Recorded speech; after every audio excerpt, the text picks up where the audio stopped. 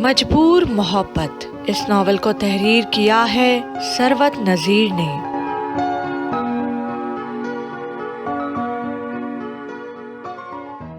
میں دو سیڑھیاں پھلانگتا ہوا اوپر چڑھ رہا تھا۔ آج سیڑھیوں میں میتھی دال تڑکے، گرم مسالے، چاولوں کے دم کی بو کے بجائے اور طرح کی بو آ رہی تھی جسے خوشبو کہنا زیادہ مناسب ہوگا۔ میں نے یہ غیر مانوس سی مہک رک کر اپنے اندر اتارنے کی کوشش کی۔ دروازے کے اندر داخل ہوا تو میرے قدم ٹھٹک گئے۔ سامنے اماں جی کے ایک سرخ و سفید خوبصورت خاتون گرم شال اوڑے مونڈے پر بیٹھی تھی۔ ساتھ ہی میری بھی عمر کی ایک لڑکی جڑ کر بیٹھی ہوئی تھی۔ لڑکی کا منہ اور فراک دونوں پھولے ہوئے تھے۔ منہ پر خفگی کا اور فراک پر بہت قیمتی ہونے کا لیبل چسپا تھا۔ مجھے دیکھ کر اماں جی نے اپنی باتوں کو بریک لگائی۔ آجا آجا کالے، وہاں کیوں رک گیا؟ تیری باجی بیدی آئی ہے۔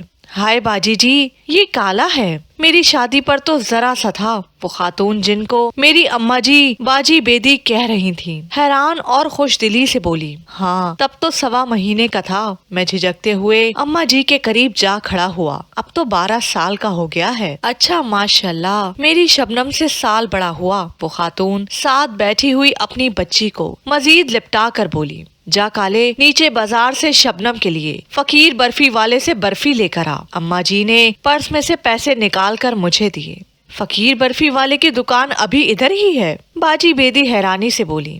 ہائے، تو اور اس نے کدھر جانا ہے؟ چل جا کالے، بھاگ کے جا۔ مامی جی ابھی بھی آپ اسے کالا ہی کہتی ہیں، اتنا تو گورا چٹا ہے ندیم۔ باجی بیدی بولی، جب پیدا ہوا تھا تو ہر وقت نظر ہی لگتی رہتی تھی، بس تمہاری نانی نے نظر سے بچانے کے لیے اسے کالا کہنا شروع کر دیا۔ اماں جی نے میرے عرفیت کی ساری تفصیل گوش گزار کر دی۔ بیدی، تیری شبنم بھی تو 7-8 سال کی ہوگی، آگے کوئی سلسلہ شروع نہیں کیا تم نے؟ ہائے مامی جی، میں اتنے بچوں کے جھنجٹ نہیں پال سکتی، بلکہ میرا مشورہ ہے اب آپ بھی بس کریں۔ باجی بیدی اماں جی کے پھیلے ہوئے وجود کو دیکھ کر بولی، یہ جوڑی ملانے کے چکروں میں کیوں بیٹیوں کی لائنیں لگاتی جا رہی ہیں؟ مجھ سے بڑی چھوٹی 5 بہنیں تھیں اور اب پھر اماں جی اللہ سے امید لگائے بیٹھی تھی۔ اماں جی کے چہرے پر سرخی پھیل گئی۔ یہ تو اللہ کی دین ہے، اس کے آگے کس کا زور؟ شمسی بھی نوری وغیرہ نہیں نظر آ رہی؟ باجی بیدی نے ادھر ادھر نظریں گھمائی۔ میرے علاوہ میری ساری بہنوں کے بھی بگڑے ہوئے نام تھے،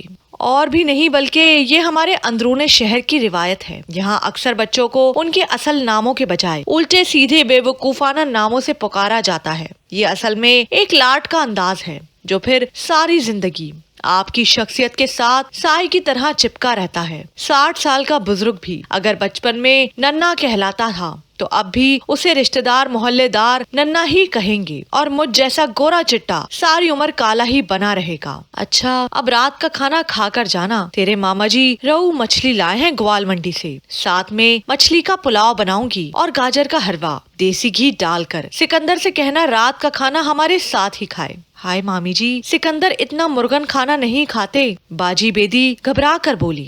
اچھا، زیادہ میم نہ بن، میں خود اسے روک لوں گی۔ ہائے کالے، تو ابھی یہیں کھڑا ہے، جا لے بھی آ کڑی کے لیے برفی۔ اماں جی مجھے بھول چکی تھی، جو محویت سے اس حسین و جمیل بیدی باجی اور ساتھ میں کھڑی شبنم کو دیکھ رہا تھا۔ مجھے گھرکنے پر شبنم کے گالوں میں مسکراہٹ سے گھڑا سا پڑ گیا اور میں گویا اس گال کے بھور میں ڈوب ہی گیا۔ رات کے کھانے پر ابا جی نے مہربانی کے فرائض کو احسن طریقے سے نبھانے کے لیے تایا جی ظہور اور ان کے بیٹے غیاث کو بھی بلا لیا۔ دراصل سکندر صدیقی صاحب کی شخصیت ہی ایسی تھی کہ اس کو سنبھالنا میرے ابا جی کے اکیلے کے بس کا روگ نہیں تھا۔ ایک کباڑیا جس نے کبھی اسکول کی شکل نہ دیکھی ہو، جو ساری عمر اس بھاٹی گیٹ کی گلیوں میں پل بڑھ کر جوانی سے بڑھاپے کی طرف گامزن ہو، جس کی زندگی کی دوڑ صرف بھاٹی سے بلال گنج تک ہو، وہ کیسے سکندر اعظم کا مقابلہ کر سکتا تھا؟ سو اپنے دفاع کے لیے ابا جی نے اپنے بڑے بھائی، جن کا گھر ہمارے گھر سے ملحقہ تھا، بلا لیا۔ گھر میں ڈائننگ ٹیبل تو تھا نہیں، بھید کی کرسیوں کے آگے چنیوٹی گول میز کو صاف کر کے کھانا چن دیا گیا۔ میں نے بغور سکندر صاحب کی طرف دیکھا۔ سلیقے سے استری کیے ہوئے پینٹ قمیض اور چیک والے کوٹ،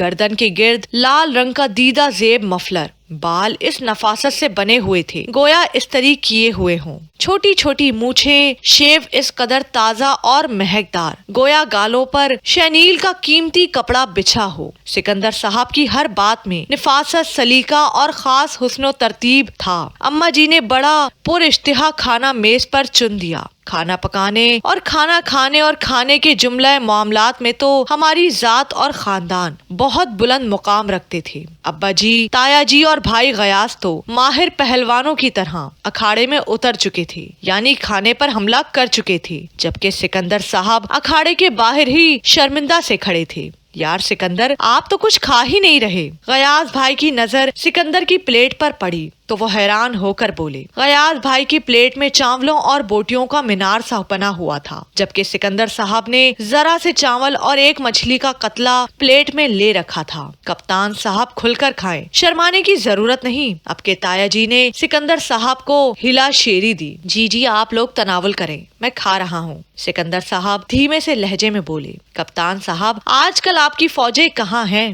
تایا ظہور منہ میں سے مچھلی کا کانٹا نکال کر بولے۔ ظہور صاحب، میں فوج میں میجر ہوں اور میری پوسٹنگ آج کل لاہور میں ہے۔ سکندر صاحب نے ذرا سا چاول منہ میں ڈالتے ہوئے فرمایا۔ اچھا، تو آپ میجر ہیں، اس کے بعد آپ کپتان بنیں گے؟ ابا جی نے سب کی معلومات میں اضافہ کیا۔ معاف کیجیے گا مقبول صاحب، کیپٹن میجر سے پہلے ہوتا ہے۔ اب کے سکندر صاحب کے لہجے میں جھنجھلاہٹ سی تھی، جو بین السطور کہہ رہی تھی کہ ان جاہلوں میں آپ پھنسا ہوں۔ چلے جی، کرنیل جرنیل کب تک بن جائیں گے؟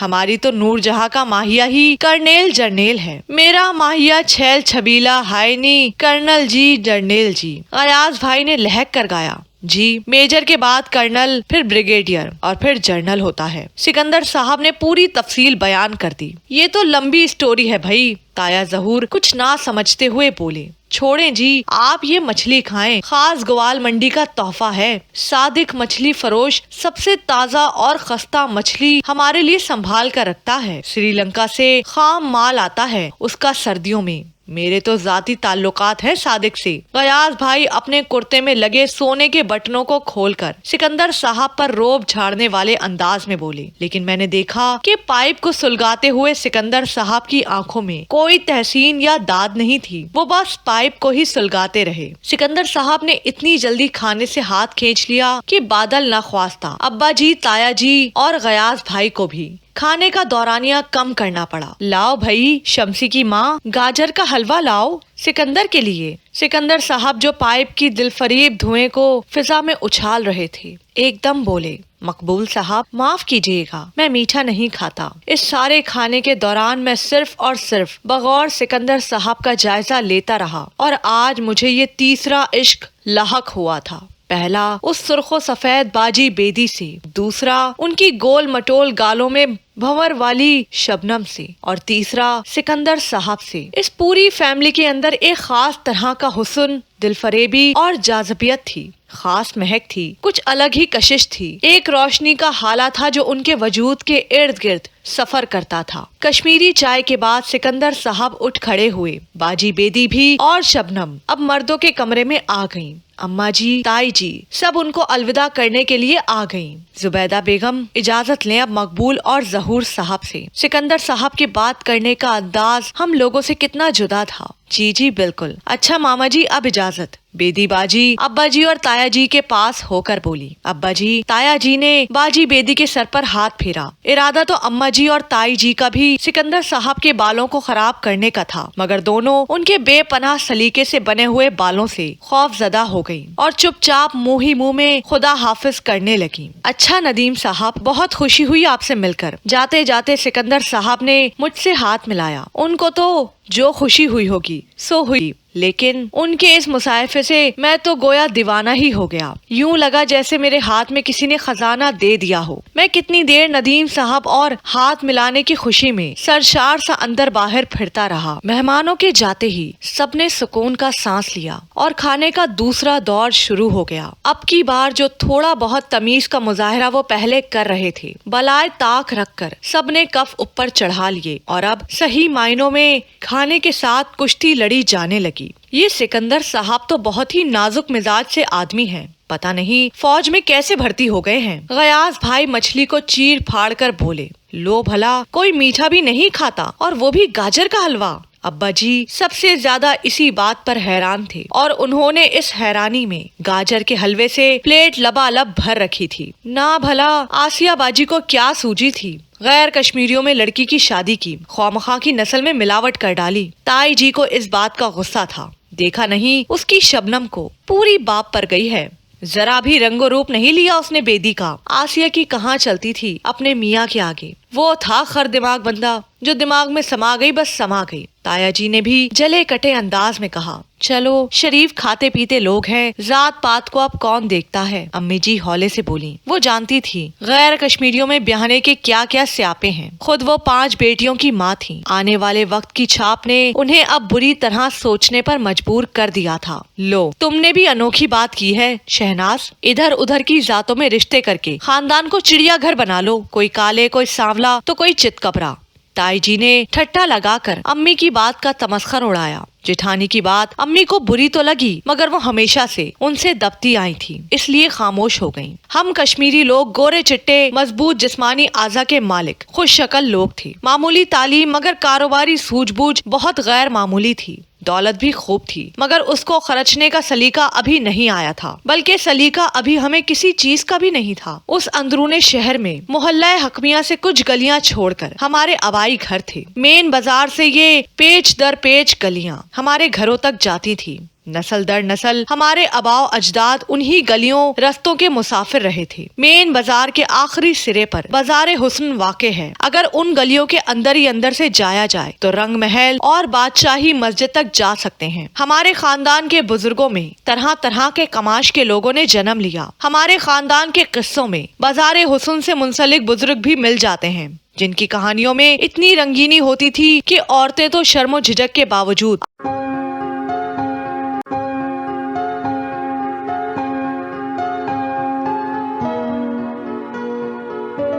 मजबूर मोहब्बत। इस नॉवल को तहरीर किया है सरवत नजीर ने।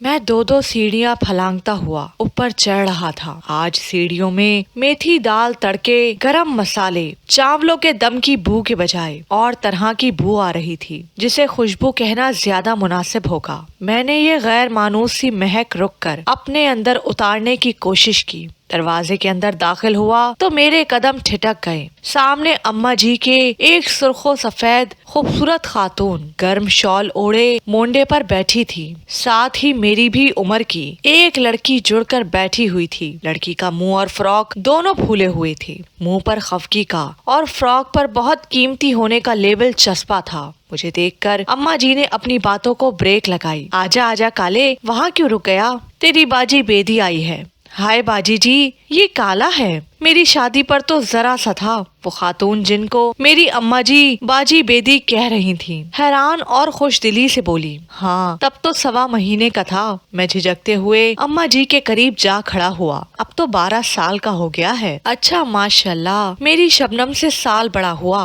वो खातून साथ बैठी हुई अपनी बच्ची को मजीद लिपटा कर बोली, जा काले, नीचे बाजार से शबनम के लिए फकीर बर्फी वाले से बर्फी लेकर आ। अम्मा जी ने पर्स में से पैसे निकाल कर मुझे दिए। फकीर बर्फी वाले की दुकान अभी इधर ही है? बाजी बेदी हैरानी से बोली। हाय, तो और उसने किधर जाना है? चल जा काले, भाग के जा। मामी जी अभी भी आप इसे काला ही कहती हैं। इतना तो गोरा चिट्टा है नदीम। बाजी बेदी बोली, जब पैदा हुआ था तो हर वक्त नजर ही लगती रहती थी। बस तुम्हारी नानी ने नजर से बचाने के लिए इसे काला कहना शुरू कर दिया। अम्मा जी ने मेरे उर्फियत की सारी तफसील गोश गुजार कर दी। बेदी, तेरी शबनम भी तो 7-8 साल की होगी। आगे कोई सिलसिला शुरू नहीं किया तुमने? हाय मामी जी, मैं इतने बच्चों के झंझट नहीं पाल सकती, बल्कि मेरा मशवरा है अब आप भी बस करें। बाजी बेदी अम्मा जी के फैले हुए वजूद को देखकर बोली, ये जोड़ी मिलाने के चक्करों में क्यों बेटियों की लाइनें लगाती जा रही हैं? मुझसे बड़ी छोटी 5 बहनें थीं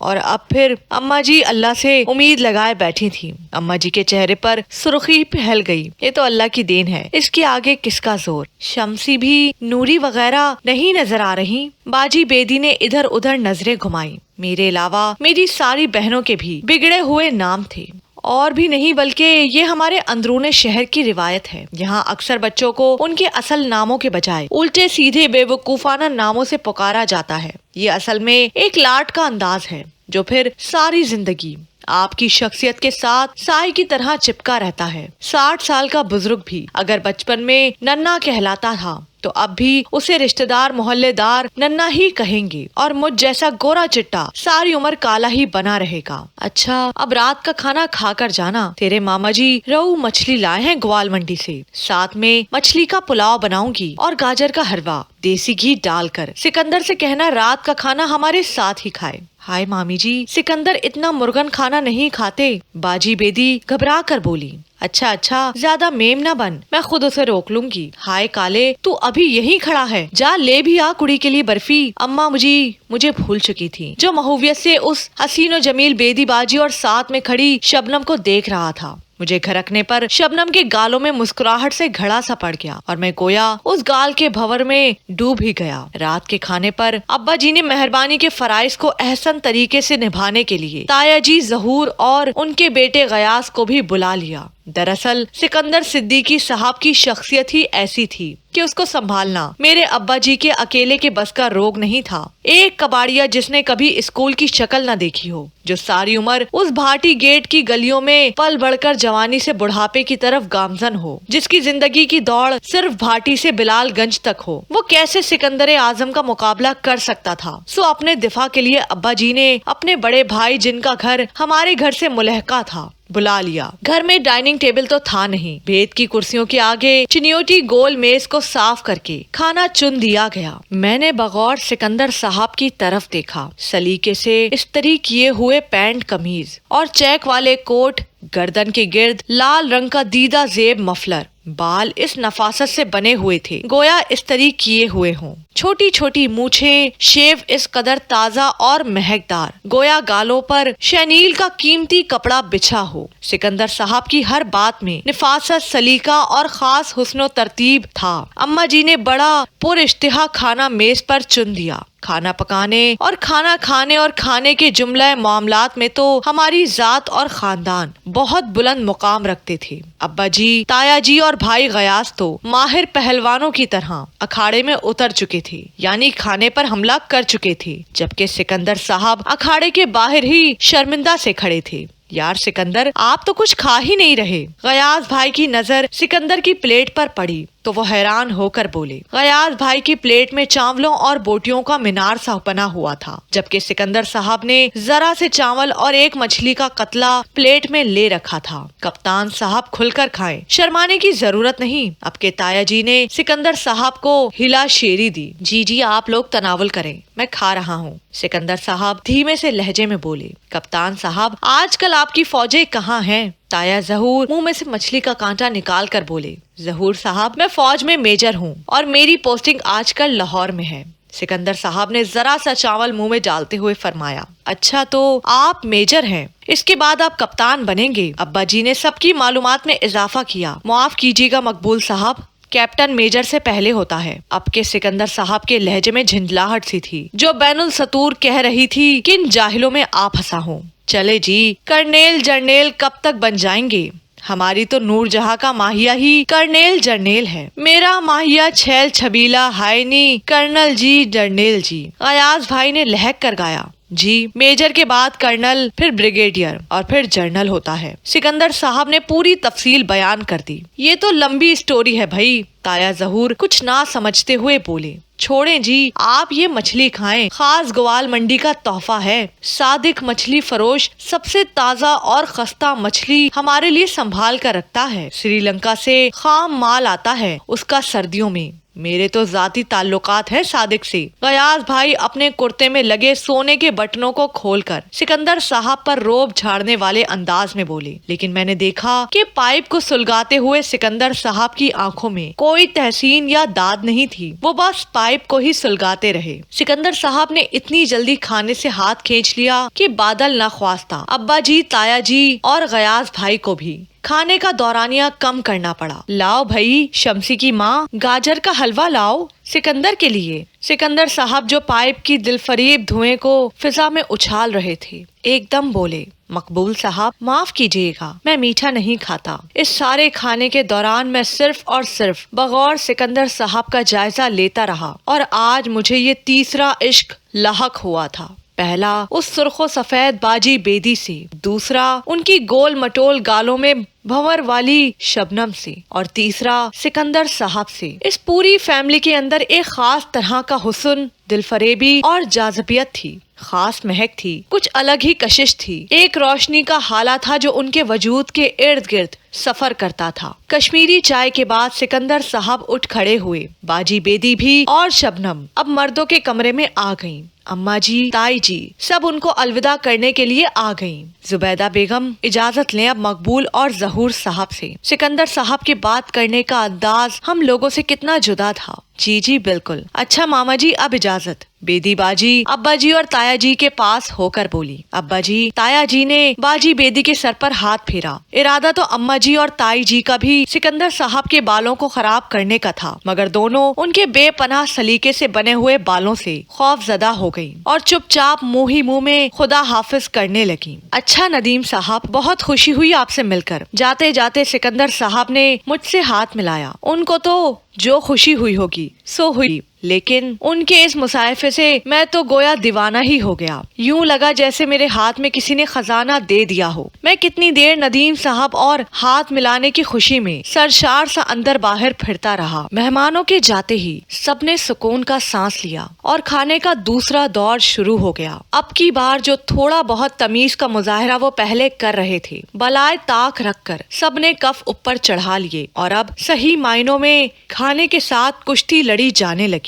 ये सिकंदर साहब तो बहुत ही नाजुक मिजाज से आदमी हैं। पता नहीं फौज में कैसे भर्ती हो गए हैं। गयास भाई मछली को चीर फाड़ कर बोले, लो भला कोई मीठा भी नहीं खाता और वो भी गाजर का हलवा। अब्बा जी सबसे ज्यादा इसी बात पर हैरान थे और उन्होंने इस हैरानी में गाजर के हलवे से प्लेट लबालब भर रखी थी। ना भला आसिया बाजी को क्या सूझी थी, गैर कश्मीरियों में लड़की की शादी की, खौमखा की नस्ल में मिलावट कर डाली। ताई जी को इस बात का गुस्सा था। देखा नहीं उसकी शबनम को पूरी बाप पर गई है। जरा भी रंगो रूप नहीं लिया उसने बेदी का। आसिया की कहाँ चलती थी अपने मियाँ के आगे। वो था खर दिमाग बंदा जो दिमाग में समा गई, बस समा गई। ताया जी ने भी जले कटे अंदाज में कहा, चलो शरीफ खाते पीते लोग हैं, जात पात को अब कौन देखता है। अम्मी जी हौले से बोली। वो जानती थी गैर कश्मीरियों में ब्याहने के क्या क्या स्यापे हैं। खुद वो 5 बेटियों की माँ थी। आने वाले वक्त की छाप ने उन्हें अब बुरी तरह सोचने पर मजबूर कर दिया था। लो तुमने भी अनोखी बात की है शहनाज, इधर उधर की जातों में रिश्ते करके खानदान को चिड़ियाघर बना लो, कोई काले कोई सांवला तो कोई चितकबरा।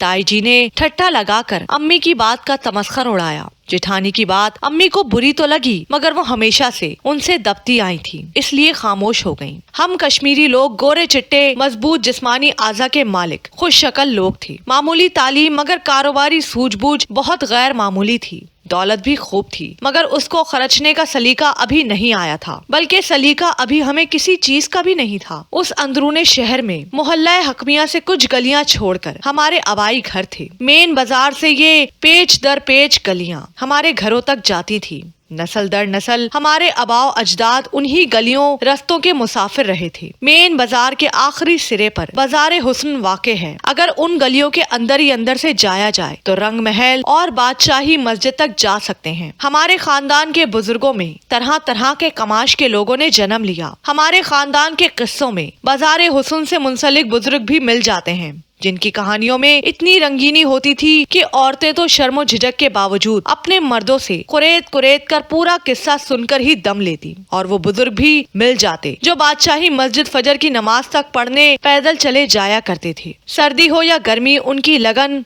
उनको अपनी मंजिल की जानिब खींच लेती थी। बस ये सारी बात लगन की है। लगन किसी भी शय से लगा लो, अगर लगन सच्ची हो तो फिर वो खींचती जरूर है। जैसे मेरी लगन थी सिकंदर साहब, बाजी बेदी और उस शबनम से जिसने मुझे खींचकर उन तक पहुंचा दिया। ताया जी, ताई जी और गयास भाई के हमरा मैं भी उनके साथ बाजी बेदी के घर गया। अम्मी तबीयत की खराबी के पेशे नजर ना जा सकी और अब्बा जी अम्मी की वजह से टैक्सी से भाटी गेट और कैंट तक का रास्ता जैसे नान कुलचे से बर्गर तक का रास्ता। बाजी बेदी, सिकंदर साहब और शबनम ने हमारा इस्तकबाल किया। उनका वसी और अरीज घर था जिसमें वसत ही वसत थी। हमारे भाटी के घरों में जैसे ऊंचाई ही ऊंचाई होती है। उनके अरोली ने पहले अनार का जूस पेश किया। गयास भाई तो पहले समझे ये सिर्फ चखने के लिए दिया गया है, फिर पता चला कि सारा जूस यही है। यही हाल उनका खाने की मेज पर रहा। छोटे छोटे डोंगों में खाना अकड़ कर मेज कुर्सी पर बैठना और सबसे बड़ी मुसीबत छुरी कांटे की थी। खाना क्या था, एक सजा थी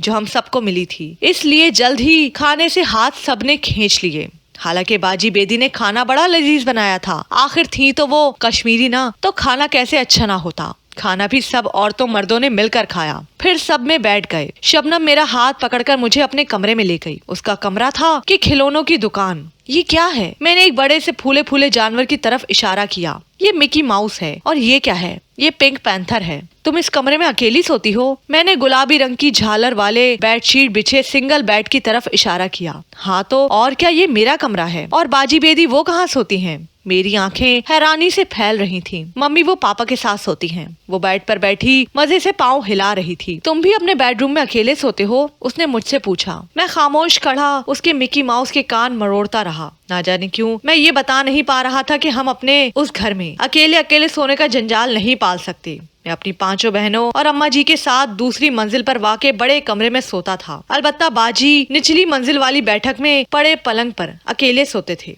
अलबत्ता अब्बा जी निचली मंजिल वाली बैठक में पड़े पलंग पर अकेले सोते थे और इस कदर खौफनाक खराटे लेते थे कि उनकी आवाज हमें ऊपर वाली मंजिल तक आती थी। आओ तुम्हें अपनी कॉमिक बुक दिखाऊं। उसने मुझे अपने करीब बैठने का इशारा किया। मैं झिझक कर उसके पास जा बैठा। उसके पास से बड़ी दिलफरेब महक आ रही थी। ऐसी खुशबू मुझे कभी अपनी बहनों या अम्मी जी के पास से नहीं आई। उनके पास से तो सिर्फ मुझे तिब्बत स्नो की बू आती थी जो वो नहाने के बाद हम सब बहनों और मुझे बड़े दुलार से लगाती थी और मुझे उसकी बू जहर लगती थी और मैं उसको ना लगाने के लिए अम्मा जी की बाहों में मचल मचल जाता था, क्योंकि उस क्रीम के बाद उन्होंने मुझे सुरमे की सलाइयां भी आंखों में भर भर कर लगाना होती थी। मुझे तैयार करके वो मेरी बहनों को उसी तरह सुरमे की सलाइयां लगाती, फिर तेल से चपड़ कर उनकी चोटियां बांधती। तेल और तिब्बत स्नो की महक से मिलकर जो बू तख्लीक होती, मेरा तो उससे सर फटा जाता। लेकिन नहलाने के बाद कोई बच्चा अम्मा जी के उस सिंगार से बचा नहीं रह सकता था।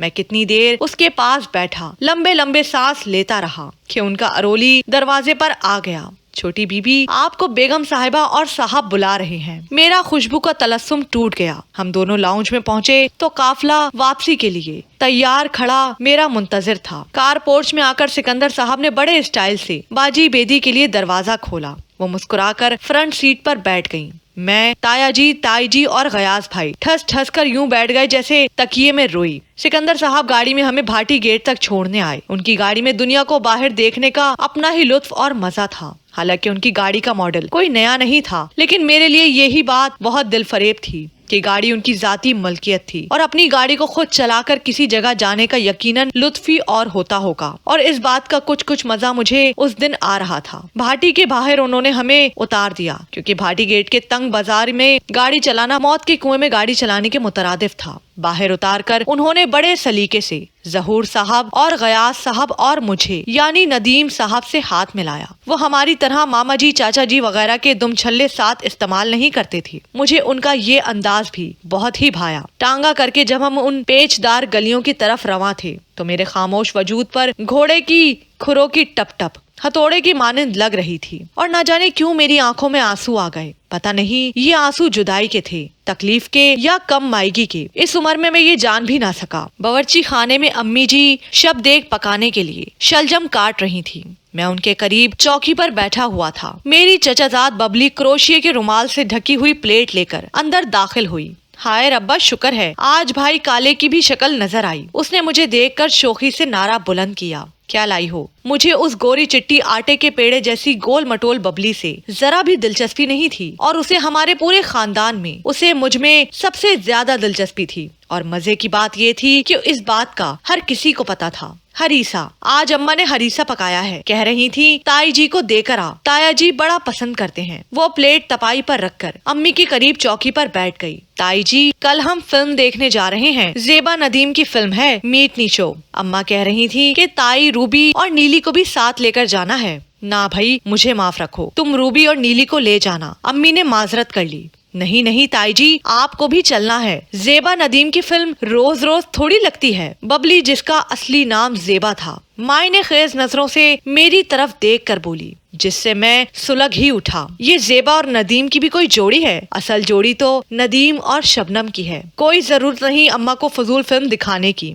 मैं रखाई से बोला। और ये हरीसा बनाया है तुमने, किसी काम का नहीं। मैंने हरीसा में चमचा मार कर बुरा सा मुंह बनाया। बबली जितना ज्यादा मेरी तरफ माइल होती, मैं उतना ही सख्ती से उसे अपने से दूर कर देता। अच्छा ताई, मैं चलती हूँ, यहाँ तो लोगों के मिजाज ही नहीं मिलते। वो तनतनाती हुई बाहर निकल गई। बुरी बात काले, क्यों दिल बुरा करते हो बेचारी का? अम्मा अपने इकलौते सपूत को लाड से घरक कर बोली। जहर लगती है मुझे ये बबली की बच्ची, फीका शलजम। मैंने बुरा सा मुंह बनाया। ये खानदान की और अंदरूने शहर की मोहब्बतें भी बड़ी अजीब और अनोखी होती हैं। साफ छुपते भी नहीं और सामने आते भी नहीं वाली बात होती है। घरों, मंडेरों, मोहल्ले, बाजार पे मोहब्बत की फिजा हवा में घुली मिली होती है, जो सांस के साथ हर किसी को महसूस हो सकती है, लेकिन जिसे हाथ बढ़ाकर छुआ नहीं जा सकता है, जो हर किसी को मालूम भी होती है और इसका किसी को पता भी नहीं होता, जिसके बारे में कोई बात नहीं करता लेकिन हर कोई उसे जानता है। ये मोहब्बत मुजस्सिम होकर सामने नहीं आती, लेकिन धुंध की तरह पूरी फिजा पर छाई होती है।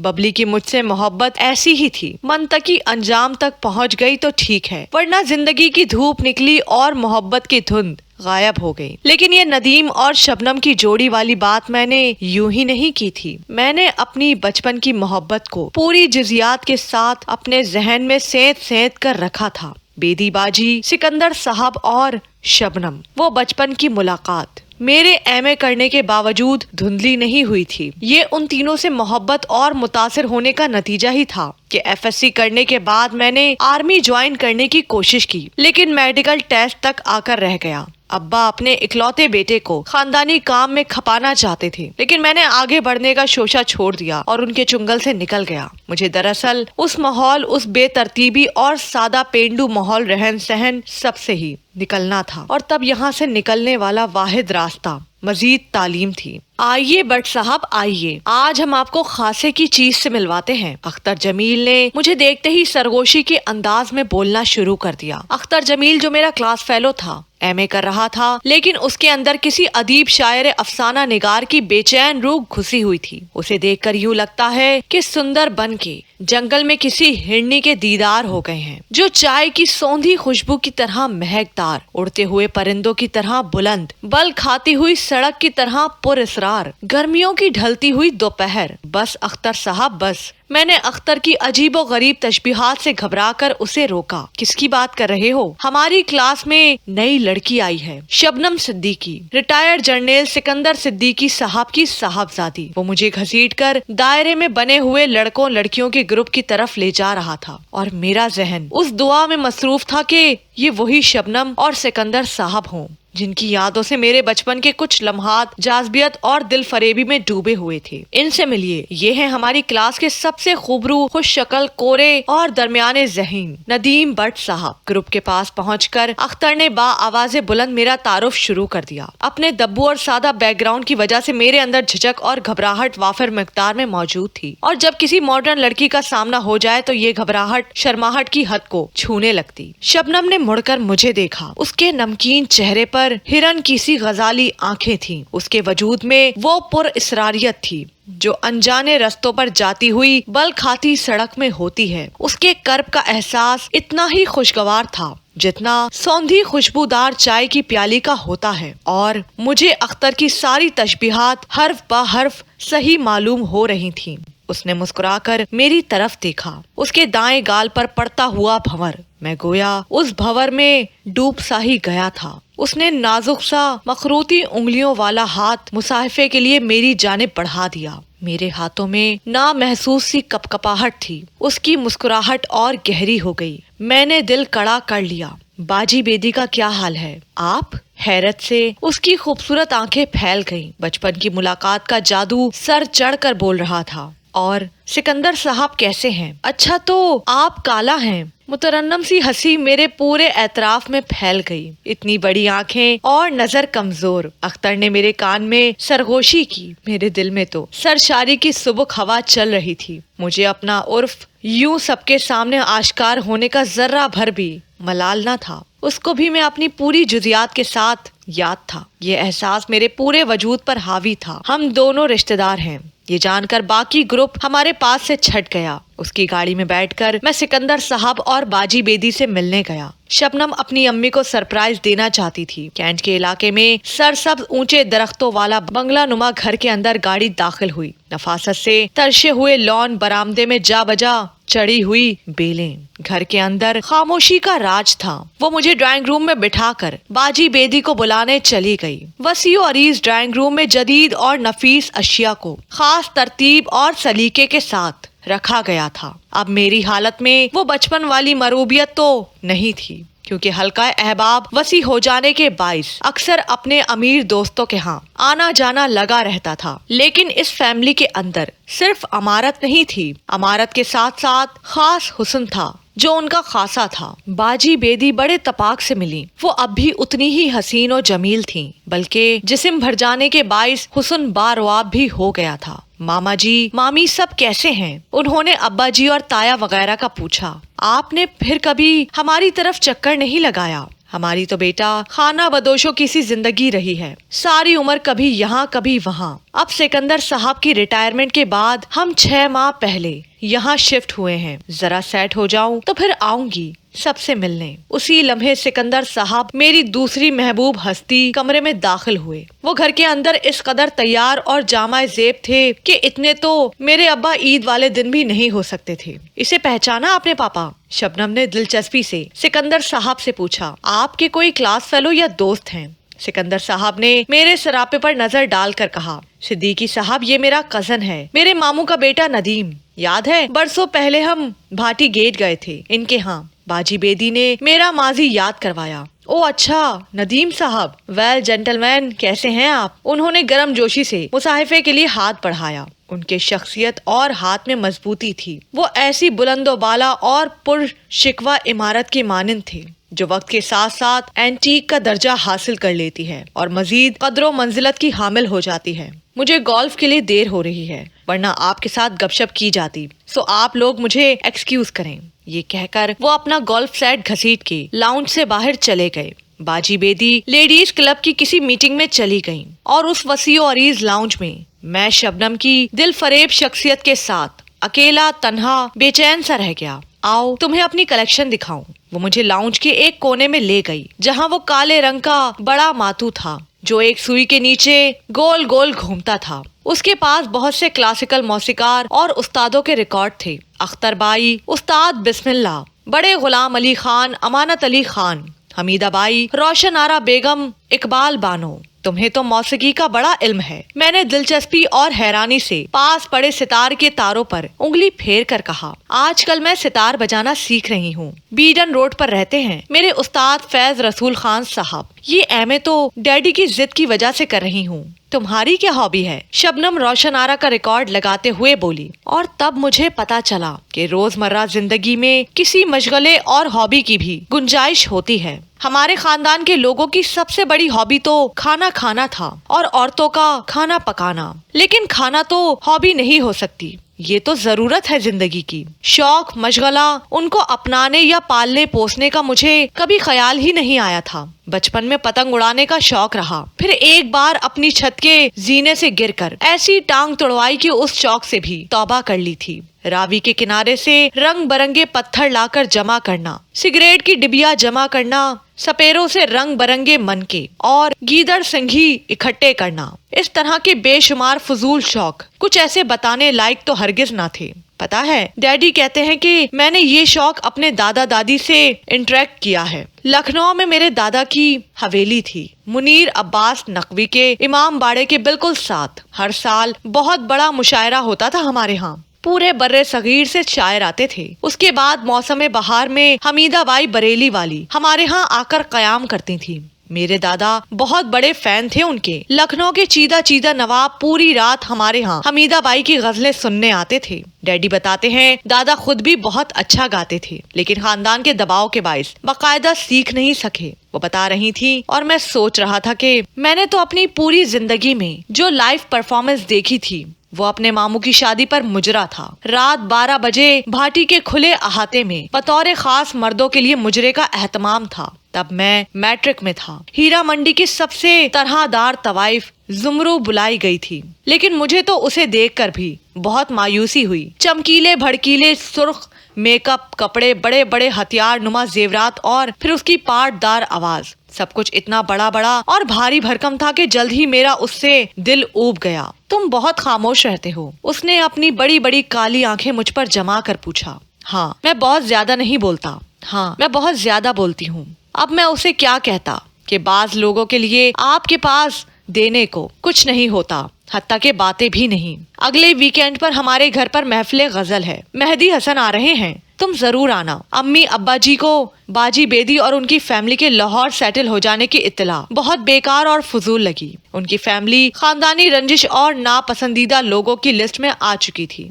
इतने अरसे से यहाँ है, इतना ना हुआ कि मामू मामी को मिल ले। अम्मा खफगी से बोली, बड़े लोग होते हैं, अब यहाँ आते शर्म आती है ना। चच्ची ने भी अम्मा का भरपूर साथ दिया। मियाँ चलो उसका पराया है, मगर बेदी का मैका, उसका पीछा तो यही है। माँ बाप, दादा दादी, नाना नानी, सारा खानदान, कोई अपने असल को भी यूं भूलता है। ताई अम्मा तो उस गसील नाराज कबीले की सरदार थी।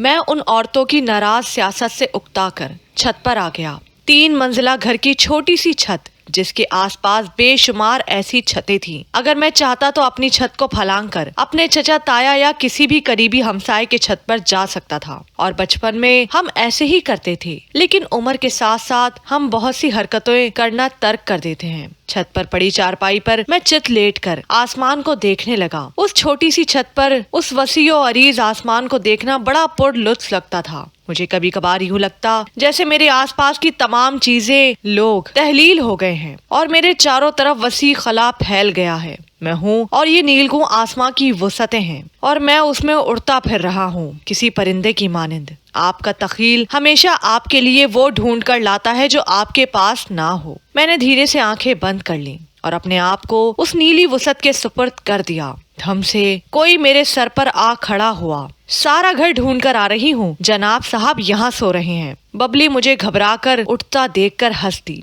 क्या बात है, उसका वजूद हमेशा मेरे लिए बेजारी और कोफ्त का बाइस बनता था। मैंने बिरयानी और पालक गोश्त पकाया है, तुम्हारे लिए लेकर आई हूँ। बबली अपनी गोरी कलाइयों में पड़ी चूड़ियां घुमाते हुए शौक से बोली, तुम्हें खाने पकाने के अलावा और कुछ नहीं आता? मैंने नागवारी से उससे कहा, हालांकि ये दोनों चीजें मेरी मरगूबे गिजा थीं। लो, क्यों नहीं आता? कपड़े सीने आते हैं, कढ़ाई तो मुझ जैसी कोई कर ही नहीं सकता। क्रोशिया करना आता है। बबली मेरी नागवारी को बिल्कुल खातिर में ना लाकर बोली, जाओ जाकर कपड़े सियो, कढ़ाई करो, मेरी जान छोड़ो। ये तुम मुझसे इतने जले कटे क्यों रहते हो? बबली के लहजे में कुछ उदासी थी। मैंने लेटकर दोबारा आंखों पर बाजू रख लिए। मैंने सुना है बाजी बेदी और शबनम यहाँ आ गए हैं। मैंने यूं ही आंखें मूंदे मूंदे आवाज निकाली, तुम मिले हो शबनम से? बबली की आवाज में बेचैनी थी। हाँ, कैसी हो गई है? बचपन में जब वो एक बार हमारे घर आई थी तो सारा वक्त मेरे साथ चिपकी रही थी। बड़ी हो गई है। लो, ये भी कोई बात है? वक्त के साथ तो सभी बड़े हो जाते हैं। शक्ल सूरत कैसी है? बोलती कैसे है?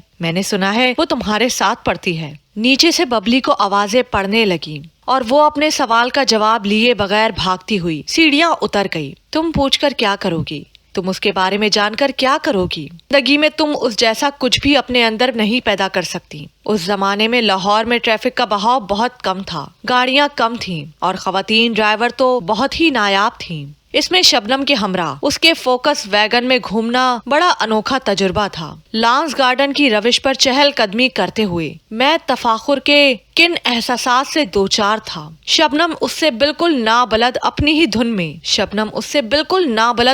دھن میں مگن بولتی چلی جا رہی تھی۔ پتا ہے، جب بچپن میں ڈیڈی کی پوسٹنگ لاہور ہوئی تھی تو میں تقریباً ہر دوسرے روز لانس گارڈن ممی ڈیڈی کے ساتھ آتی تھی۔ مجھے بہت پسند تھا یہ باغ، اور اب بھی ہے۔ اور میں بچپن میں بھاٹی کی گلیوں کو چیرتا ہوا اکثر بادشاہی مسجد سے ملحقہ حضوری باغ میں جا نکلتا تھا۔ وہاں پر ہم دوست کبھی قلعہ اور کبھی بادشاہی مسجد کی خاک چھانتے۔ اقبال ڈے پر حضوری باغ میں بڑے دلچسپ اور انوکھے مشاعرے اور شورا اکٹھے ہوتے تھے۔ کچھ تحت اللفظ میں کلام اقبال پڑھنے بھی چلے آتے۔ اس کے علاوہ کسی باغ کو دیکھنے کی نہ تو میں نے کبھی ضد کی تھی اور نہ ہی میرے پاس دوسرے باغات کی معلومات تھی۔ ہم دونوں ایک سرسبز قطع ارض پر پڑی بینچ پر بیٹھ گئے۔ سامنے بے شمار اونچے اونچے درختوں کے جھنڈ تھے۔ وہ درخت اتنے مہیب اور بلند و بالا تھے کہ اترتی ہوئی شام کی پھیلی ہوئی تاریکی میں ان پر کسی پراسراریوں کا سا سامان ہونے لگتا تھا۔ شبنم نے گہرا سانس لیا۔ فضا میں گھروں کو جاتی ہوئی چڑیوں اور پرندوں کا شور سا تھا۔ وہ کچھ دیر بڑی خاموشی سے ان کو الوداع کرتی رہی۔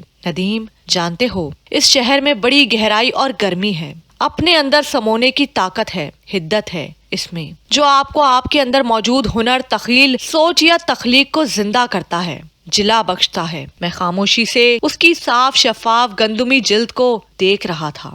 وہ بڑی مفکرانہ انداز میں سامنے درختوں پر نظریں جمائے بولتی جا رہی تھی۔ کچھ ایسا ہی احساس مجھے یہاں آ کر ہوتا ہے۔ اس باغ میں اترتی ہوئی شام کا نظارہ مجھے بہت پرلطف لگتا ہے۔ درختوں کے بڑھتے ہوئے سائے، اپنے گھروں کو لوٹتے ہوئے پرندوں کا شور۔ ندیم، تم نے مجھے کبھی اپنے گھر جانے کی دعوت نہیں دی؟ وہ اچانک بات بدل کر مجھ سے پوچھنے لگی۔ اس کی باتوں کا جادو اور ماحول کا فسو یک لخت ٹوٹ گیا۔ میں گڑبڑا گیا۔ تم نے کبھی شوق کا اظہار ہی نہیں کیا؟ مجھے کچھ اور نہ سوجھا تو میں نے بلا ارادہ ہی کہہ اٹھا، چلو ابھی چلتے ہیں۔ اس کا یہ کہنا مجھے مزید گھبراہٹ میں مبتلا کر گیا۔ ابھی؟ ہاں ابھی۔ وہ کھڑی ہو گئی۔ جانتے ہو، بچپن میں لاہور میں گزارے ہوئے 2 سال ہر دوسرے دن لانس گارڈن آنا اور وہ ایک بار تمہارے گھر آنا مجھے کسی فیری ٹیل کی طرح ازبر ہے۔ میں کسی مجرم کی طرح سر جھکائے ہوئے دل میں وسوسوں اور اندیشوں کے طوفان کو سمیٹنے آنے والے ناراض وقت کی دھمک کو کانوں میں محسوس کرتے ہوئے بھاٹی کے بازار میں شبنم کے ہمراہ پیدل جا رہا تھا۔ وہ میرے وجود کی اتھل پتھل سے بے نیاز اپنے گرد و پیش کو بڑی دلچسپی سے دیکھ رہی تھی۔ پرہجوم تنگ بازار، مٹھائیوں کی دکانیں، کریانے کی دکان، پھلوں سبزیوں کی دکان، حکیم صاحب کا مطب، حقے کی نئے اور حقے سے متعلقہ دیگر لوازمات کی ہٹی، خسوں کی دکان اور راجو ہیئر کٹنگ سیلون، پورا بازار اور اس کے لوگ، ان کی آنکھیں مجھے اپنے وجود پر گڑی ہوئی محسوس ہو رہی تھیں۔ اپنے گھر کی سیڑھیاں چڑھتے ہوئے میں اپنی امی، تائی اور چچی کی خفگی اور ناراضگی کا تصور ذہن میں لا کر خود کو آنے والے وقت کے لیے تیار کر رہا تھا، لیکن گھر میں خاموشی اور سکوت کا راج تھا۔ لگتا ہے گھر پر کوئی نہیں ہے۔ وہ کمرے میں بچھی ہوئی بیت کی کرسیوں میں سے ایک پر بیٹھ گئی۔ اس کے لہجے میں مایوسی تھی، لیکن میرے سر سے منو بوجھ اتر گیا۔ اب طبیعت میں سرشاری سی آ گئی۔ وہ میرے ساتھ میرے گھر پر تھی، گو کہ مجھے یہ گھر اس کے شایان شان نہیں لگ رہا تھا، لیکن اس کی آنکھوں میں امٹتی ہوئی دلچسپی اور خوشی نے میرے دل کو اطمینان بخش دیا تھا۔ لگتا ہے روبی، نیلی اور امی بازار گئی ہیں۔ میں کمرے سے ملحقہ کچن میں اس کے لیے کھانے پینے کے کچھ تلاش کرنے لگا۔ اسی وقت سیڑھیوں میں دھپ دھپ کی آواز آئی اور ببلی دھم سے کمرے میں آ موجود تھی۔ وہ شبنم کو دیکھ کر ٹھٹک گئی اور میں ببلی کے بے وقت آمد سے بدمزہ ہو گیا۔ امی کہاں ہیں؟ میرے لہجے کا روکھا پن خود بخود در آیا تھا۔ وہ اور تائی ڈل بازار گئی ہیں روبی کی جہیز کی رضائیاں خریدنے۔ ببلی کی آنکھیں شبنم پر تھیں اور زبان پر پوری تفصیل، یہ شبنم ہے، امی اور تائی سے ملنے آئی ہے۔ میں نے ببلی کی حیرت اور محویت کو دور کرتے ہوئے تعارف کروایا۔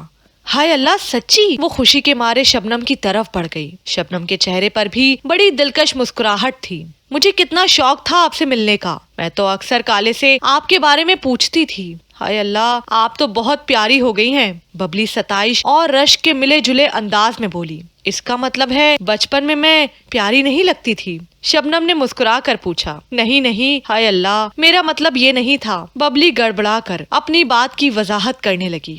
پتا ہے ببلی، تم پہلے بھی پیاری تھی اور اب تو اور بھی پیاری ہو گئی ہو۔ شبنم نے مسکرا کر اس کی گوری چٹی تھوڑی کو چھوا۔ ببلی اپنی تعریف سے بجھ سی گئی، لیکن بعض لوگوں کو تو میں نہ پیاری لگتی ہوں اور نہ ہی اچھی۔ اس کی دل گرفتہ آواز نے مجھے چوکنا کر دیا۔ ایسا کون بدذوق ہے؟ شبنم دلجوئی سے بولی۔ ارے تم کیا کچن میں کھٹ پٹ کر رہے ہو؟ ہٹو، میں شبنم جی کے لیے چائے بناتی ہوں۔ ببلی بات بدل کر کچن میں آ گئی اور شبنم کے نانا کرنے کے باوجود وہ کشمیری چائے، سوجی کا حلوہ، رس ملائی اور برفی جیسے لوازمات سجا کر لے آئی۔ کھانا پکانے میں تو اس کا کوئی ثانی نہیں تھا اور اس وقت میں واقعی اس کے اس ہنر کا احسان مند ہو رہا تھا۔ جب میں واپس شبنم کو اس کی گاڑی تک چھوڑنے آ رہا تھا تو مجھے شبنم کو چپ چپ سی لگی۔ پھر اچانک بولی، ببلی بڑی اچھی لڑکی ہے نا؟ اس نے مجھ سے تصدیق چاہی۔ پتا نہیں، مجھے اس وقت ببلی کا ذکر کچھ بے وقت کی راگنی سا لگا۔ محبت کرتی ہے وہ تم سے، بہت محبت کرتی ہے وہ تم سے۔ یہ انکشاف تھا یا استفسار؟ دونوں صورتوں میں بے چین ہو گیا۔ یہ محبت کی بھی عجیب فلسفی ہے۔ ہم ہمیشہ اسی شے سے محبت کرتے ہیں جو ہماری دسترس میں نہیں ہوتی، جو ہماری پہنچ سے ماورا ہوتی ہے۔ ہم جانتے ہیں لیکن پھر بھی مجبور پاتے ہیں اپنے آپ کو۔ وہ فاکسی میں بیٹھ کر کب کی جا چکی تھی اور میں اس کے کہے گئے الفاظ کی باز گشت میں کتنی دیر یوں ہی ساکت و سامت کھڑا رہا۔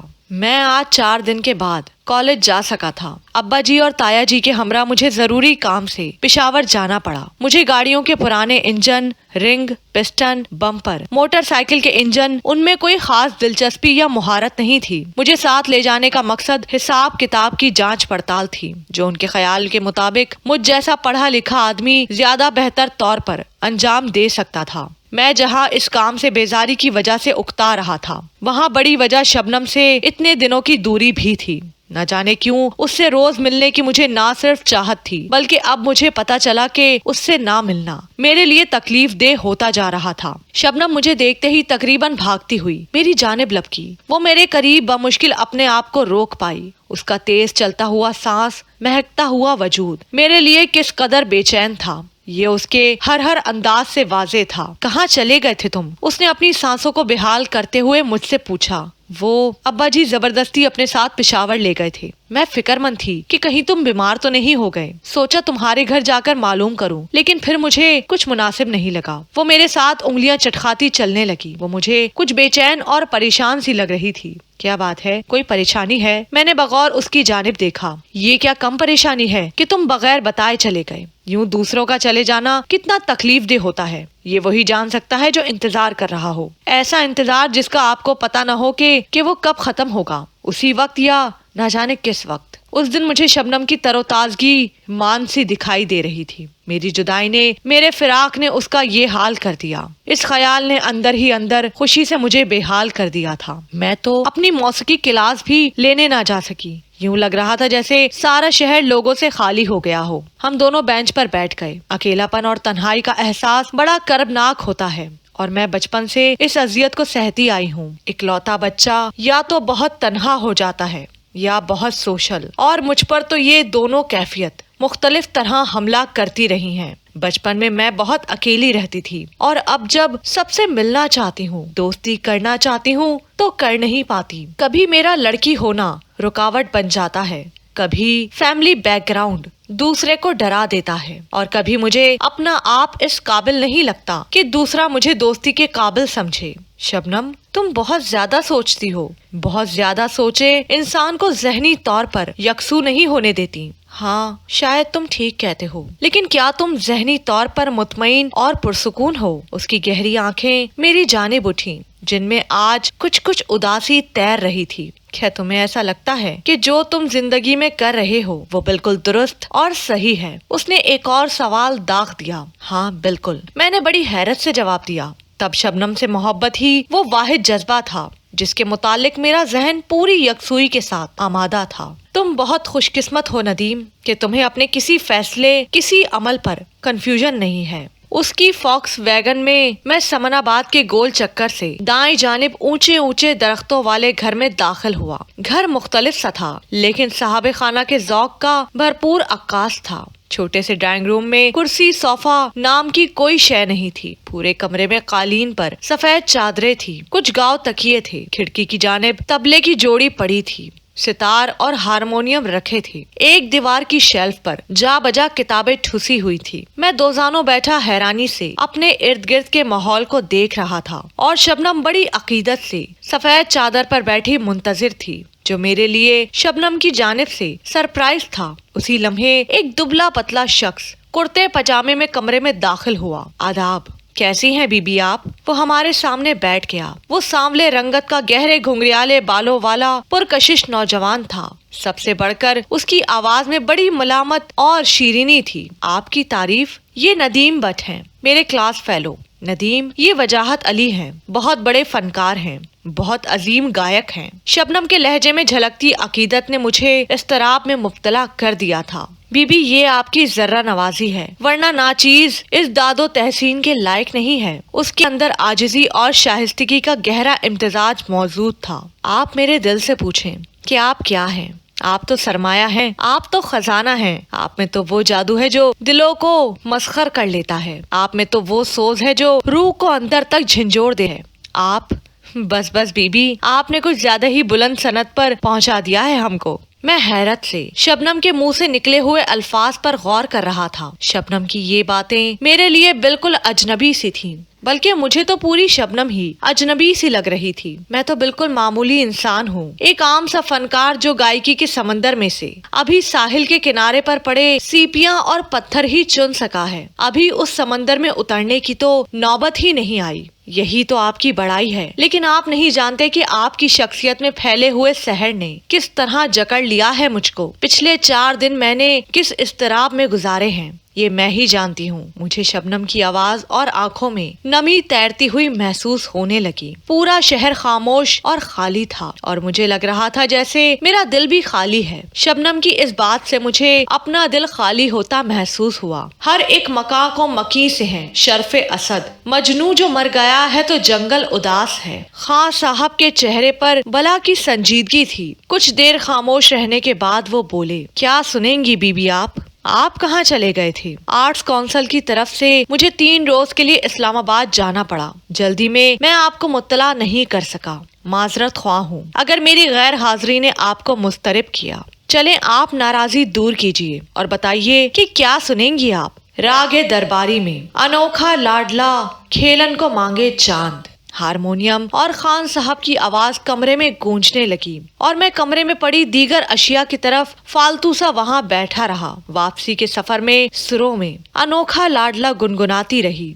ये दिल भी अजीब होता है ना नदीम, खेलने को चांद ही मांगता है। उसने मोड़ काटते हुए मेरी जानिब देखा। हाँ, तुम जैसे अनोखे लाडले तो वाकई ऐसा करते हैं। मेरे अंदर तलखी सी खुली हुई थी। तुम भी तो बड़े लाडले हो, माँ बाप के इकलौते सपूत। तुमने अभी तक चांद नहीं मांगा अपने पेरेंट्स से। मुझे छोड़ दो। तुमने सिकंदर साहब और बाजी बेदी को बताया है उस चांद के बारे में? मेरे लहजे में ना चाहते हुए भी तंज की आमजिश थी। अभी नहीं, लेकिन बता दूंगी। शबनम संजीदगी से बोली। और क्या वो मान जाएंगे? नहीं। तो फिर इस सब का फायदा नुकसान बिजनेस में होता है। मोहब्बत में सिर्फ मोहब्बत होती है, लेन देन से पाक। मैंने कहा था ना नदीम कि मोहब्बत की बड़ी अजीब फिलॉसफी है। हम हमेशा उस शय से मोहब्बत कर बैठते हैं जो हमारी पहुंच से दूर होती है। हम जानते हैं लेकिन फिर भी अपने आप को मजबूर पाते हैं। मैं भी मजबूर हूँ नदीम, बेहद मजबूर। ठीक है शबनम बीबी, तुम मजबूर हो तो मैं भी मजबूर हूँ। मैंने दिल में सोचा और सर पुष्ट से टिका दिया। मैं मजबूर हूँ अम्मा। क्या क्या मजबूरी है तेरी? इतनी अच्छी लड़की है, देखी भाली, नेक सुघड़, अपने खानदान की, अपने जात की। अम्मा बस मैं उससे शादी नहीं कर सकता। क्यों नहीं कर सकता? अब अम्मा के लहजे में गुस्सा था। क्या खराबी है बबली में? कोई खराबी नहीं, बस अम्मा, बस मैं। देखो नदीम, तुम्हारे चचा ताया के बहुत एहसान है हम पर। तुम्हारी 3 बहनें ब्याही हैं तुम्हारे ताया के घर और तुम्हारी ताई और चच्ची आपस में बहनें हैं। तुम्हारे इनकार से ना सिर्फ उनके दिल बुरे होंगे बल्कि तुम्हारी बहनों के लिए भी अच्छा नहीं होगा। अम्मा, आप मुझे ये सब बताकर सिर्फ उन लोगों की खुशियों की खातिर मुझे कुर्बान करना चाहती हैं। क्या फजूल बकता है? शादी कुर्बानी होती है? अम्मा मेरे सर पर चपत लगा कर बोली। अम्मा, मुझे बस बबली पसंद नहीं है। लेकिन नदीम, बबली तुझे बहुत पसंद करती है, तो मैं क्या करूं? तू किसी और को पसंद करता है? अम्मा की आवाज में लर्जिश थी। मैंने लाड से अम्मा की गोद में सर रख लिया। शबनम, उन्होंने आहिस्ता से कहा, माएं बच्चों की इतनी मिजाज शनास होती हैं, ये मैंने आज ही जाना था। तू शबनम को पसंद करता है? ہاں اماں، ندیم تجھے پتا ہے ایسا نہیں ہو سکتا، وہ بڑے لوگ ہیں، اور پھر تیرے ابا تایا کوئی بھی ان سے ملنا نہیں چاہتا، بلکہ ہم کیا، وہی ہمیں اپنے قابل نہیں سمجھتے۔ اماں نے وہی کہانی دوبارہ دہرانا شروع کر دی جو میرے خاندان کے بڑے اکثر و بیشتر گھریلو سیاست میں ایک دوسرے کو سناتے تھے۔ میں جانتا ہوں اماں، پھر بھی تو شبنم سے شادی کرنا چاہتا ہے۔ میں نے یہ کب کہا کہ میں شبنم سے شادی کرنا چاہتا ہوں؟ لیکن ابھی تو نے کہا کہ تو شبنم کو پسند کرتا ہے۔ امی نہ کچھ سمجھتے ہوئے پریشان ہو کر بولی، ہاں اماں، پسند کرتا ہوں، مگر شادی اس سے نہیں کروں گا۔ یہ کیا الٹی منطق ہے؟ تو پھر ببلی میں کیا برائی ہے؟ پلیز اماں، مجھے ببلی سے شادی نہیں کرنی، کبھی نہیں۔ میں نے التجا کرتے ہوئے اماں کے آگے ہاتھ جوڑ دیے۔ ویسے مجھے بھی یہ وٹا سٹا پسند نہیں، چل تو فکر نہ کر۔ اماں میرا سر سہلا کر چلی گئیں۔ اماں مجھے اس چھوٹی چھت لیکن نہیں وسعت والے آسمان کی چھت پر اکیلا چھوڑ گئیں۔ تم ٹھیک کہتی ہو شبنم، ہمیں ہمیشہ اس سے محبت ہوتی ہے جو ہماری پہنچ میں نہ ہو، لیکن ہم اپنے آپ کو اس محبت کے لیے مجبور پاتے ہیں۔ تو پیا سے مل کے آئی ہے، بس آج سے نیند پر آئی ہے۔ شبنم کے لان میں اقبال بانو غزل سرا تھی۔ میں نے شبنم کی جانب دیکھا، اس کی آنکھیں روئی روئی تھیں۔ لان کی بچھی ہوئی چاندنیوں پر بیٹھے ہوئے باذوق لوگوں میں سکندر صاحب اور باجی زبیدہ بھی شامل تھے۔ شبنم خاموشی سے اپنی جگہ سے اٹھ کر میرے قریب آ کر بیٹھ گئی۔ اس کا بجھا ہوا چہرہ، روئی ہوئی آنکھیں اس کے اندرونی کرب کی غمازی کر رہی تھیں۔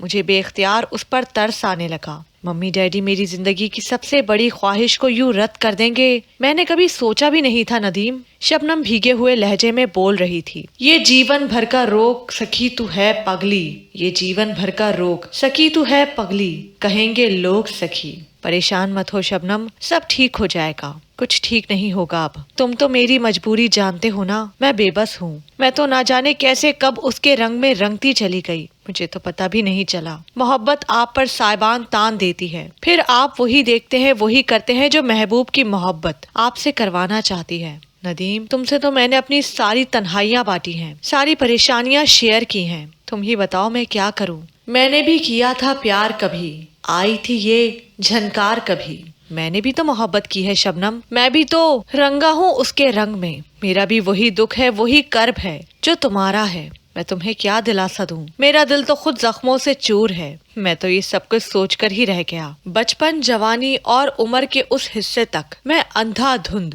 محبت کے پیچھے بھاگتا چلا گیا، اس کے رنگ میں اپنے آپ کو رنگتا گیا، حالانکہ میری محبت تو نہ جانے کہاں کھو گئی تھی کہ مجھے پھر اس کا کچھ اتا پتا ہی نہ معلوم ہو سکا۔ سکندر صاحب جب چپ چاپ ملک چھوڑ کر امریکہ شفٹ ہوئے کہ میں شبنم سے الوداعی ملاقات بھی نہ کر سکا، لیکن وہ بچپن کی ایک ملاقات اور ایم اے اکنامکس کے 2 سال میرے لیے بہت کافی تھے۔ اس آئیڈیل فیملی نے مجھے جینے کا، رہنے سہنے کا سلیقہ دیا۔ بینک میں جاب اور خاندانی دولت نے مجھے ان کی طرح زندگی کو سنوارنے کا حوصلہ دیا۔ امی ابا کو لے کر جب میں بھاٹی سے اپنے نئے گھر میں شفٹ ہوا تو وہ دونوں مرجھا سے گئے، اس پودے کی مانند جس کو ایک گملے سے نکال کر دوسرے گملے میں لگایا گیا ہو۔ روشنی، حرارت، ہوا کے باوجود کملا جاتے ہیں، یہی حال ان دونوں کا تھا۔ نوکری کے دوسرے سال میں نے اپنے دوست زبیر کی بہن کیتی آرا سے شادی کر لی، جس کے ابا آرمی میں ریٹائر کرنل تھے۔ چلو جرنل نہ سہی، کرنل ہی سہی، میرا ماہیا چھیل چھبیلا، ہائی نی کرنل نی جرنیل جی۔ برسوں پہلے غیاث بھائی کا گایا ہوا گیت میری یادداشت میں لہرایا۔ بینک کی طرف سے میں مختلف ممالک میں رہا، مڈل ایسٹ میں کبھی دبئی، کبھی شارجہ، کبھی قطر، بحرین۔ دبئی میں میری بیٹی نین تارا پیدا ہوئی۔ گیتی آرا بڑی اچھی بیوی ثابت ہوئی۔ جب میں اس کا موازنہ ببلی سے کرتا تو میرا دل تشکر سے بھر جاتا، لیکن جب میں اس کا مقابلہ شبنم سے کرتا تو مجھے ابھی بھی ایک آنچ کی کسر محسوس ہوتی۔ گو کہ گیتی آرا بہت مہذب، تعلیم یافتہ اور رکھ رکھاؤ والی فیملی سے تعلق رکھتی تھی، اور خود بھی اس کے اندر تہذیب و شائستگی کی وافر مقدار تھی، لیکن نہ جانے کیوں مجھے گیتی آرا پر ہمیشہ نقل کا گمان ہوتا۔ شبنم اصل تھی۔ اماں ابا کی کتنی خواہش تھی کہ وہ اپنے پوتے کو اپنی زندگی میں دیکھ سکیں، جو ان کی آئندہ نسل کا ضامن ہو، لیکن میری شدید خواہش تھی کہ میرے ہاں بیٹی ہو۔ نین تارا کے بعد مجھے کسی اور بچے کا خیال تک نہ آیا، اور اماں ابا میرے بیٹے کی خواہش کو سینے میں دبائے دنیا سے رخصت ہو گئے۔ محبت آپ سے بہت کچھ کرواتی ہے، محبت آپ کو اپنے حصار میں لے لیتی ہے، آپ پر سائبان تان دیتی ہے، پھر آپ وہی کرتے ہیں اور وہی دیکھتے ہیں جو محبوب چاہتا ہے۔ سب کچھ کرنے کے باوجود میں کبھی شاعری موسیقی کی طرف اپنے آپ کو مائل نہ کر سکا، بلکہ یہ تو مجھے کبھی کبھار اپنا رقیب محسوس ہونے لگتی تھی۔ لیکن اس سب کے باوجود میں احباب کی دعوتوں میں شام غزل، محفل موسیقی وغیرہ ضرور کرواتا۔ مہنگے سے مہنگا گائک میرے گھر کے وسیع لان میں اپنے فن کا جادو جگاتا تھا۔ تب مجھے یوں لگتا جیسے میں اپنے رقیب کو اپنے گھر لے آیا ہوں، وہ میرے قدموں میں جھکا ہوا ہے، میرے دیے ہوئے چیک کا محتاج ہے۔ نا رسائیاں کیسے کیسے ہیلے بہانے تراش لیتی ہیں آسودگی پانے کے لیے۔ میں جیم خانہ میں گولف کھیل رہا تھا کہ میرے موبائل پر گیتی آرا کا فون آیا۔ آپ کی کسی کزن زیبا بی بی کا فون آیا تھا گھر پر؟ اچھا، کیا کہہ رہی تھی؟ میں نے ٹی کو گراؤنڈ میں لگاتے ہوئے پوچھا۔ وہ کسی فیملی کا پتہ دے رہی تھی کہ باہر سے آئے ہیں اس کے گھر اور وہ آپ سے ملنا چاہتے ہیں۔ کون؟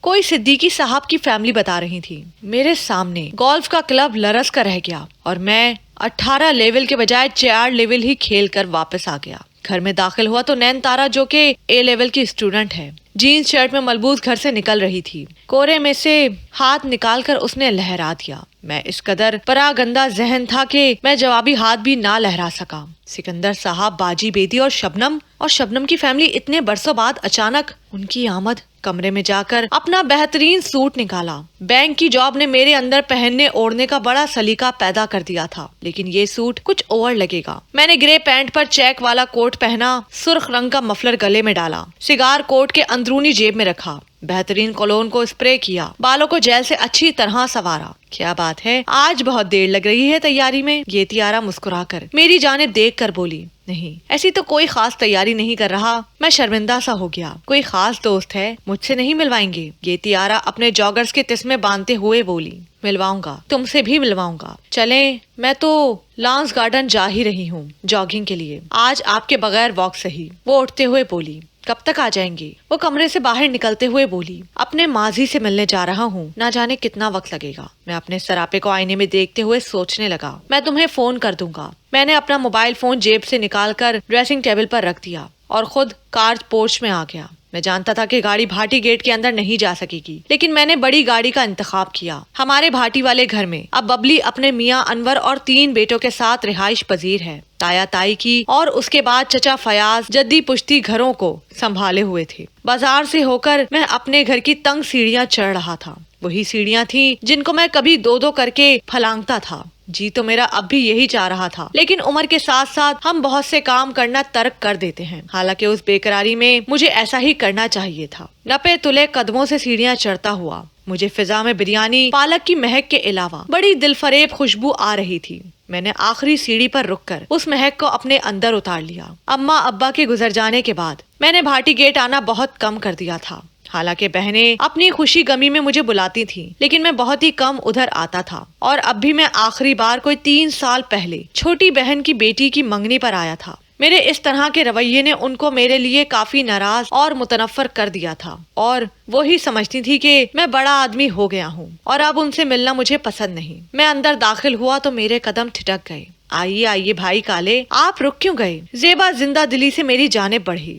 گوری چٹی آٹے کے پیڑے جیسی ببلی مجھے اب بھی کالا ہی کہہ بلاتی تھی۔ میں کو جھجک کر اندر داخل ہو گیا۔ سامنے صوفے پر سفید تاج محل کسی تمکنت لیے باجی بیدی بیٹھی ہوئی تھی، وہی باجی بیدی جن کی خوبصورتی کے آگے میں بچپن میں اپنا دل ہار بیٹھا تھا۔ بڑھاپے کی دہلیز پر قدم رکھنے کے باوجود ان کے اندر ایک شان اور عظمت کی باز گشت تھی۔ سنہری فریم والی اینک پہنے ہوئے وجود اور سرخ و سفید ودیانہ رنگ میں جھلکتا ہوا جوان ماضی آج بھی دل فریب تھا۔ وہ بڑے تپاک سے ملی، جوڑوں کے درد کے باعث زیادہ اٹھنے اور چلنے پھرنے سے معذور ہو چکی تھی۔ میری نگاہیں اپنے گوہر مقصود کی تلاش میں سرگرداں تھیں، لیکن یہ وہی مختصر سا گھر تھا جہاں نگاہ ایک ہی جسم میں سارے گھر کو کھنگال سکتی تھی۔ سو وہ مجھے کہیں نظر نہ آیا۔ سکندر صاحب کیسے ہیں؟ میں باجی زبیدہ کے پاس کرسی پر بیٹھ گیا۔ ان کا تو بیٹا پچھلے سال انتقال ہو گیا۔ اپنے دوسرے محبوب کا یوں منظر سے غائب ہو جانے پر میرے دل پر منو بوجھ آن پڑا۔ یہی لوگ تو میرے گرد تھے جن کے آگے میں نے برسوں سے زانوے تلمذت طے کر لیا تھا۔ یہی تو وہ زندگی کی کتاب تھی جس سے میں نے زندگی کیسے گزاری جائے کہ سنہری اصول واضح کیے تھے۔ پاکستان آنے کے لیے بڑے تڑپتے رہے، پھر امریکہ میں ان کا علاج ہو رہا تھا، کتنی بار آنے کی کوشش کی، لیکن ہر بار کچھ ایسا ہو جاتا کہ سلسلہ ختم ہو جاتا۔ بس قسمت میں ہی وہاں کی مٹی میں ملنا لکھا تھا۔ اس بار بھی یہ شبنم کی ہمت کی وجہ سے ممکن ہوا، ورنہ نہ جانے کب آنا ہوتا۔ شبنم کے ذکر پر میرا دل تیزی سے دھڑکنے لگا۔ ببلی یعنی زیبا بیگم کچھ کھانے کے لوازمات لے کر کچن سے برآمد ہوئی، جن سے بڑی اشتہا انگیز لپٹیں آ رہی تھی۔ بیٹا تو نے خوامخواہ اتنا تکلف کیا، میں کہاں کھا سکتی ہوں یہ سب؟ باجی زبیدہ محبت سے بولی۔ لو کچھ تو لینا، اور بھائی کالے تم تو لو، تمہاری پسند کا دال کا حلوہ ہے۔ زیبا نے میری جانب ڈونگا کیا۔ زیبا اب یہ جوانی تو نہیں رہی کہ تمہارے ہاتھ کے حلوے بے دھڑک ہو کر کھا جاؤں۔ خیر تب بھی تم کون سا میرے ہاتھ کے حلوے کھاتے تھے؟ زیبا کی بات کا دکھ صرف میں ہی محسوس کر سکتا تھا۔ بڑی دیر کر دی شبنم نے۔ باجی بیدی فکر مندی سے بولی۔ انور تو کہہ رہے تھے کہ گاڑی پر چلتے ہیں، لیکن وہ شبنم باجی چاہتی تھی کہ سلمان بھائی اور بچے سب پیدل بادشاہی مسجد چلیں۔ وہ ان کو سارا اندرون شہر گھما پھرا کر دکھانا چاہتی تھی۔ یہ شبنم بھی بچوں والی ہو گئی ہے، مگر ابھی بھی بچپنا نہیں کیا اس کا۔ میں کتنی دیر باجی بیدی کے پاس بیٹھا ان سے امریکہ کی باتیں کرتا رہا۔ وہ مجھ سے امی ابا کے تایا تائی کی، ان کی ناراضگی، اچانک امریکہ چلے جانے، شبنم کی شادی اور نہ جانے کون سی باتیں دہراتی رہیں۔ باتوں کی آوازیں، سیڑھیاں چڑھنے کی آواز، میرا رواں رواں منتظر تھا۔ سب سے پہلے انور بھائی کمرے میں داخل ہوئے۔ لو بھائی، ببلی بیگم گھما لایا ہوں مہمانوں کو۔ السلام علیکم، کیسے ہیں ندیم صاحب آپ؟ اس کے بعد 4 بچے، 2 لڑکیاں 2 لڑکے، بالکل فارنر، سفید رنگ، ہلکی نیلی آنکھیں، براؤن بال، لڑکیوں نے سروں پر حجاب لے رکھے تھے۔ اس کے بعد اونچا لمبا سلمان، سرخ و سفید رنگ کا، نیلی آنکھوں والا امریکن، جو سلمان سے پہلے لیمن ڈیوڈ تھا، براؤن بال اور براؤن داڑھی۔ اس نے آگے بڑھ کر خوش دلی سے مجھ سے ہاتھ ملایا۔ اس کے سامنے میں واقعی کالا لگ رہا تھا، اور سب سے آخر میں شبنم، جس کے وجود میں وہ پراسراریت تھی جیسے انجانے راستوں میں ہوتی ہے۔ اس نے لمبا سا کالا گاؤن پہن رکھا تھا، سر کو بھی کالے حجاب سے ڈھانک رکھا تھا۔ اس میں سے اس کا چہرہ صبح کی گھاس پر پڑی شبنم کے قطروں کی مانند دمک رہا تھا۔ شبنم، اس کے 4 بچے، اس کا امریکن نو مسلم میاں، شبنم کا بدلا ہوا حلیہ اور سوچ۔ برسوں پہلے کی شبنم جو میرے ساتھ سلیو لیس چست قمیض، چنے ہوئے دوپٹے کے ساتھ بھاٹی کے بازار میں گزر کر آئی تھی، تب بھی اس کی ایک ایک ادا میرے دل پر نقش ہو گئی تھی۔ اور آج وہ شبنم جو میرے سامنے کھڑی تھی، اس کا میں کیا کروں؟ کیا اب بھی میں اس کے پیچھے بھاگ سکتا تھا؟ میں ساری عمر اس کے پیچھے بھاگتا ہی تو آیا تھا، خالی ذہن، برہنہ پا، اپنا رنگ روپ گنواتا ہوا۔ چلیں جی اوپر چلیں۔ اوپر میں نے باربیکیو کا بندوبست کیا ہے چھت پر۔ انور سب کو اوپر لے کر چلنے لگا۔ باجی بیدی بڑی مشکل سے اپنا بھاری بھرکم وجود گھسیٹ کر اوپر جانے والی سیڑھیوں کی طرف بڑھنے لگی۔ سیڑھیوں کی تاریک سرنگ میں ان کا وجود ہلکورے کھاتا غائب ہو گیا۔ سب آہستہ آہستہ کمرے سے غائب ہو گئے۔ شبنم میرے سامنے کچھ دیر کھڑی رہی۔ شبنم نے پہلے زینے پر قدم رکھا اور پھر مڑ کر میری طرف دیکھا۔ آئیے نا ندیم صاحب، آپ بھی اوپر چلیں۔ میں نے ان بلندی کی طرف جاتی ہوئی سیڑھیوں کی طرف دیکھا جن پر آہستہ آہستہ شبنم چڑھ رہی تھی۔ ہم ہمیشہ اس سے محبت کرتے ہیں جو ہماری دسترس میں نہ ہو۔